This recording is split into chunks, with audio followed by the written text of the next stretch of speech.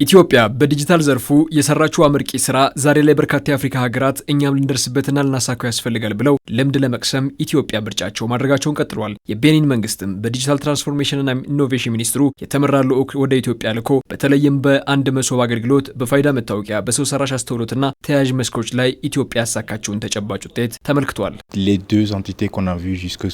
ቤኒንና ኢትዮጵያ በርካታ ተመሳሳይ ተሞክሮችን ይጋራሉ።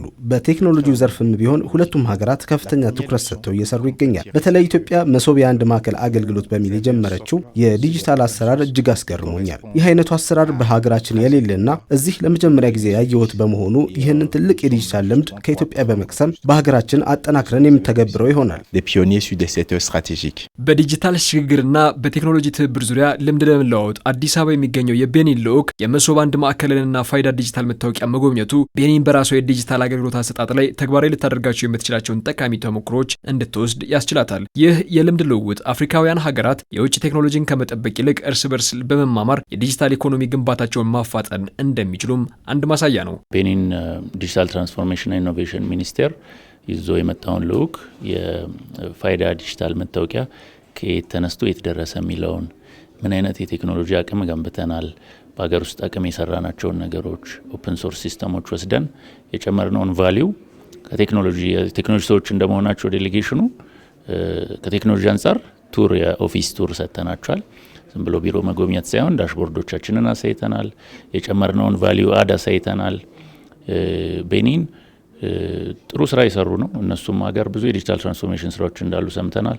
እነሱ በዛ በምዕራብ ነው ያሉት፣ እኛ በምስራቅ የተራራቅን ሀገሮች ብንሆንም አንዱ እንዲያውም ዲስከስ ያደረግ ነው የአይዲ ኢንተሮፕራቢሊቲ እነሱም ጋር የናሽናል አይዲ ሲስተም እንዳለ መረጃው ስላለ ነው ስለምናውቅ የአይዲ ሲስተሞቻችንን ማናበብ አንዱ የአፍሪካ ዩኒየን እሳቤ ሰዎች በቀላሉ አፍሪካ ውስጥ መንቀሳቀስ እንዲችሉ ሰው ሲንቀሳቀስ ንግድ ትሬድ ይመጣል።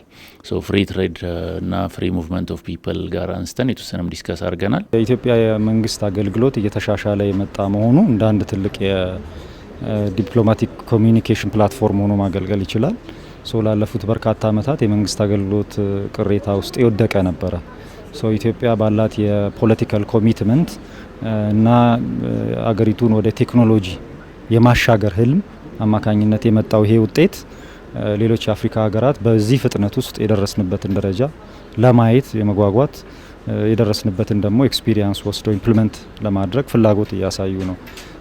እንዲህ አይነት ፍላጎቶች ኢትዮጵያ በዲፕሎማሲው ኢንቫይሮንመንት ያላትን ተቀባይነት የሚጨምር ከሀገራችን የሚወሰድ ብዙ ደግሞ ልምዶችን ባሰፋን ቁጥር ጤናማ ዲፕሎማቲክ ኮሚኒኬሽን እንዲኖረን ትስስር እንዲኖረን የሚያደርግ ነው። በቤኒን የዲጂታል ትራንስፎርሜሽንና ኢኖቬሽን ሚኒስቴር የተመራው ልዑክ ያደረገው ጉብኝት በኢትዮጵያና በቤኒን መካከል ያለውን የቴክኖሎጂ የሁለትዮሽ ትብብር ይበልጥ እንደሚያጠናክረው ይጠበቃል። ጉብኝቱ የወደፊቱን የኢትዮጵያና የቤኒን የቴክኖሎጂና የዲጂታል ትብብርን እንዴት ይቀርጿል ብሎ ፋና ቴሌቪዥን ለቤኒን ዲጂታልና ትራንስፎርሜሽን ኢኖቬሽን ሚኒስቴር ላቀረበው ጥያቄ ሚኒስትሩ ይህን መልሰዋል።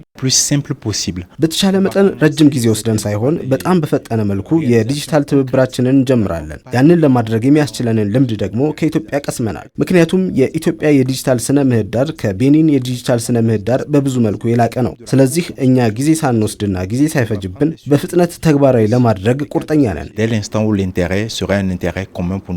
በሁሉም መስክ የኢትዮጵያ የማከናወን አቅም ትልቅ ምርታ ማስመዝገቡ አሁን ላይ የተለያዩ ሀገራት በቀጥታ ልምድ ለመውሰድ ኢትዮጵያን ያማትራሉ። ይህ ደግሞ ብሔራዊ ጥቅሟን ለማስጠበቅና በዲጂታል ዲፕሎማሲው መስክ አዲስ ማዕቀፍ ጭምር የምታገኝበት መንገድ ስለመሆኑ የቤኒን ልዑክ አንዱ ማሳያ ነው። ኢትዮጵያ የቴክኖሎጂ ሉዓላዊነት ትልቅ ነገር ትርጉም አለው ለኛ።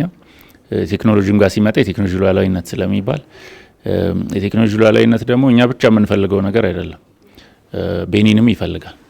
ከዛ አንጻር እኛ ይሄን ርቀት ሄደናል የሚለውን ኤክስፒሪየንስ ሼር ማድረግ እና እንዳልከው ደግሞ ከዲጂታል ዲፕሎማሲ ይባላል